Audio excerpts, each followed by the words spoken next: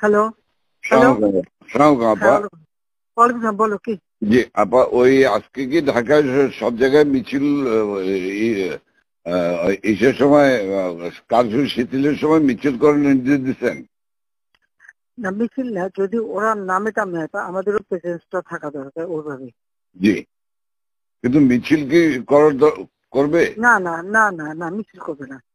তাহলে মহানগর থেকে নির্দেশ দিয়ে দিয়েছে সব ওয়ার্ডে সব জায়গায় মিছিল করার জন্য, তাহলে এটা বন্ধ করাই না? দাঁড়ো দাঁড়ো দাঁড়ো, ওদেরকে কে বলছে মিছিল করতে? ওদেরকে মহানগর থেকে বলছে। মহানগর কে বলছে? তো মহানগরে কেউ না কেউ বলছে তো। জি জি, সেটা একটু জিজ্ঞেস করো তো। জি, আমি জিজ্ঞাসা করছি, আমাকে মোহাম্মদপুর থেকে ফোন করলো, মোহাম্মদপুর আদাবর থেকে, যে আমাদের মিছিল করা অর্ডার করেছে। উত্তর থেকে কাদের ভোলার কাদের ফোন করছে। ভোলার কাদের তো একটা মিথ্যে কথা, ওর কথা কই না তো, ও খালি জি আপা, জি আপা। ওটাই জানো না, ও সবসময় কিন্তু মিথ্যে কথা কয়। আপা তাহলে আমি একটু খবর নিয়ে আমি মির্জা আজমকে জিজ্ঞাসা করি।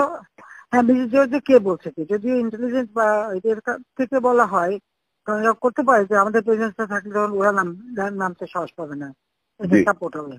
জি, এটা হতে পারে, বাট তাহলে তোমাকে একটু জিজ্ঞেস করে নিতে হবে। আমি ওদেরকে হেল্প করার জন্য হতে পারে, কিন্তু মির্জা আজমকে জিজ্ঞেস করে যে মির্জা আজমকে কে বলছে। জি, ওটা জিজ্ঞেস করে আমার জানাও। আমি জানছি। আর আপা ওই যে তালিকাটা তৈরি করতে বলছেন, একটা তালিকা তৈরি করছি, আমি রেডি হয়ে গেছে। আমি আপনার কাছে আজকে হ্যান্ড ওভার করবো, আপনি পিএমও থেকে ফেরার সময়, বুঝলে? হ্যাঁ ঠিক আছে। আর আপা একটা বিষয় একটু বলি, আমু ভাই 14 দলের মিটিং ডাকছে তার বাসায়। তো আমি যাব, আমাকে যেতে বলছে। যাবা? আচ্ছা, যাও। জি, কারণ সেদিন তো এটা খুব আমাদের ভালো হয়েছে, ওদেরকে ইনভলভ করে যে করলাম না, নাহলে তো মানে এটা একটা বিশাল কাজ হয়েছে আপা। এবং তাদেরকে ওই সময়টাই কারফিউর কথা সিদ্ধান্ত নেওয়ায় ব্যাপারটা খুব ওভারঅল হয়ে গেছে। খুব ঐতিহাসিক ভালো কাজ হয়েছে। ওই তাদের গিয়ে একটা মেসেজ দিচ্ছে সবাইকে যে যার যা কিছু আছে সব তো বঙ্গবন্ধুর কথা এখন নকল করে। জি জি, সবাই জি মানে আন্দোলন চালায় দাও, 2 দিন কন্টিনিউ করতে পারলে আর এই গভর্নমেন্ট থাকবে না। জি হ্যাঁ, তো এটা সে সবাইকে বলছি। এখন তো তোমার আমি একটা কথা বলি, তোমার এই যে বিহারি, তুমি আমাকে যেটা বলবো সত্যি কথা বলবো। জি, তোমার ওই মোহাম্মদপুরের যে বিহারি পড়ছিল, ওদের ভূমিকাটা কি? ওদের ভূমিকা ভালো আপা।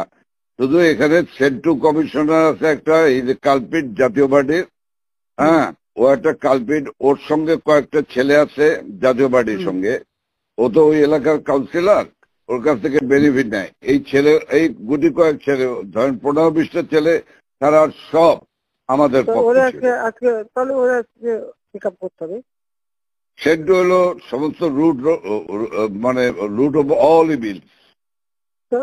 ওটাকে ধরাবো, ওটাকে ধরবে। আর এছাড়া আমার মোহাম্মদপুরের সব ঠিক আছে, শুধু পল্লবীটা ডিস্টার্ব। আজকে ওরা সব ক্যাম্পে নিয়ে পল্লবী সব নিয়ে মিটিং করতেছে। ওই নাসিম আলীর ছেলে হারুন, ও চলে আসছে রংপুর থেকে, ও চলে আসছে, ও মিটিং করতেছে আজকে। আইসে ও স্টেটমেন্ট করবে একটা। আমি বলছি তোমরা স্টেটমেন্ট করো, ঠিক আছে। ওরা আজকে স্টেটমেন্ট করবে আপাত, কিন্তু সেন্টুরি ধরলে তো আবার জাতীয় পার্টি চাপবে। চুপ করো, জাতীয় পার্টি যেতে আমাদের কি আসে যায়? আচ্ছা, বাহ, আমার জাতীয় পার্টি আর কত দরকার নেই পার্টির। না ওই যে জিন্দালাস, আমি বলে দিচ্ছি, যেটা ডিস্টার্বিং এলিমেন্ট বলো, আমি এবার একটা থাকবো না, সব সাফা করবো। জি আপা, জি আপা, একদম এবার ছাইকা ফেলতে হবে আপা। আমি তো বলছি ওই যে কুইল বস্তিতে সবগুলি যে ওখানে ঠুসে ওখানে থাকে, তোমার এই বিহারি বস্তিতে থাকে, আবার কিছুই নেই, সব জায়গায় একটু সার্চ করো। জি আপা, সার্চ করা। জি আপা, ব্লক রেড করতে হবে, চিরুনি অভিযান। সেটাই চলতেছে এখন, সেটা চলতেছে, কিন্তু সেই সাথে জি আপা বাঁচতে যেমন কিন্তু বাবরে বাবা।